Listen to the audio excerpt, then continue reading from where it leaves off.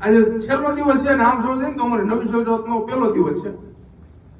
પણ આવું આજે છે ને આમ બોલવાનું મન નથી થતું કે હું બોલીને જાઉં, કારણ કે આજથી જવાનું છે, કાલથી કઈ બોલવાનો મોકો નથી મળવાનો, નથી નવો ટોપિક મળવાનો. કે બીજા દિવસનો મરક હોય કે કાલે 8:30 જવું ને, એટલે આવું આપણે બોલવાનું સરે કીધું છે, ત્યાં જઈને ગપાટા મારશું, આવડતું હોય કે ન હોય. પણ સારું આજે આના કોઈ શબ્દ નથી વધ્યા કે આ છેલ્લો દિવસ હોય એના ઉપર શું બોલવાનું હોય. ખબર જ છે કે આ સરે જે ઇન્સ્ટિટ્યૂટ બનાવી છે ને, એક ફેક્ટરી છે, સામાન્ય માણસને લીડર બનાવવાની ફેક્ટરી. આ ઇન્સ્ટિટ્યૂટનો મતલબ જ થાય છે. કારણ કે અહીંયા જ્યારે હું સરે કીધું ને પહેલા દિવસોમાં આવ્યો ને તો આમ કરતો. પછી મારા પરિવારનું બોલવાનું હતું તો હું એમ બોલ્યું તો 3 સભ્યો છે, હકીકતમાં 5 સભ્યો છે ઘરમાં. હું બોલી ગયો તો 3 સભ્યો બોલો. પછી મને યાદ એવું કે હા કે હું બોલ્યો છું.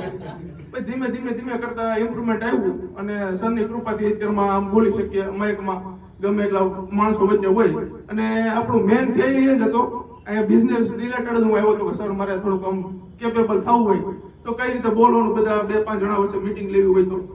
પણ અત્યારમાં આમ જોવા જઈએ ને તો સરે અંદર એટલો કોન્ફિડન્સ ભરી દીધો છે ને, એની કોઈ સીમા નથી.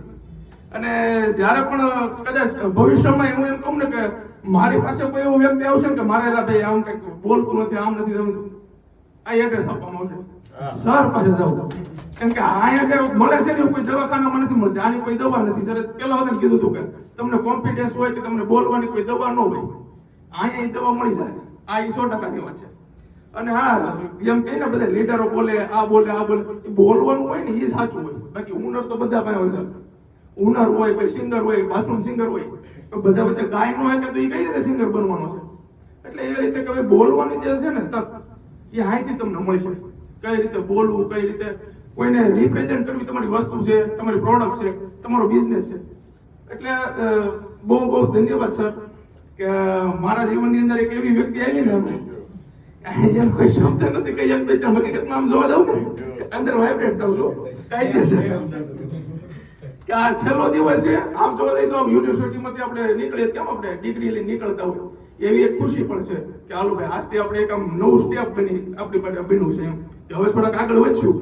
પણ અહીંથી જે જવાનું દુઃખ છે ને એ બહુ વધારે પડતું છે. ખુશી કરતા ડબલ તો દુઃખ છે કે આરું સરને રોજ 8:30 મળવાનું. સરની આ એક કોમેડી બહુ થઈ છે અમારે બધાને, તમને બધાને ખબર છે. આમાં સાહેબે કીધું કે આપણે ખાનામાં નથી એને ન ખબર હોય કે અમે અહીંયા કેવા કનેક્ટિવિટીમાં થઈ ગયા હતા. જેટલા બધા મિત્રો મળી ગયા ને, જો મારી કરતા મોટી ઉંમરના, મારી કરતા નાની ઉંમરના બધા છે અહીંયા, તો બધાને જે ભાવ બની ગયો છે ને, આ પહેલા પણ જેટલા સ્ટુડન્ટ હતું એની જોડે પણ સરને લીધે અમારે અંદરને કનેક્ટિવિટી થઈ. સર કીધું તમે બીજાને મળો તો તમને ખબર પડે કઈ રીતે તમારે મળવાનું છે બીજાને. એટલે બસ એટલું હું કહી શકું અત્યારમાં તો. પણ ધન્યવાદ સર કે તમે આજે એટલે કેપેબલ બનાવી દીધા. આ મારે કામ થતું તો હકીકતની વાત છે. સરે કીધું ને તમે હું વિડીયો પણ બનાવું છું ઇન્સ્ટાગ્રામમાં મારા બિઝનેસ રિલેટેડ. એટલે આ સરની કૃપા કહેવાય. બાકી આપણે તો સામાન્ય માણસમાંથી થોડા કેટલા આગળ આવ્યા છીએ. ધન્યવાદ. Thank you very much.